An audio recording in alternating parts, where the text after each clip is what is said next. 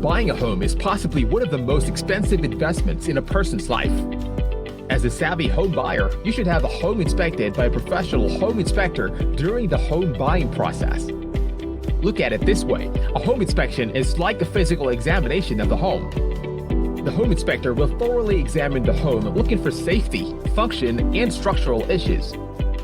What they inspect for is the plumbing, electrical, heating and air conditioning, appliances, garage, attic, as well as the exterior roof, siding, foundation, doors, windows, decks, porches, sidewalk, and driveway.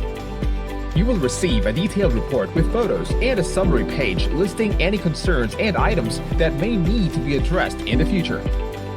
In other words, a home inspection is a vital component of the home transaction process. For most home buyers, the home inspection is part of the home buying process and is an excellent investment. In the long run, the home inspection can save you hundreds, if not thousands of dollars.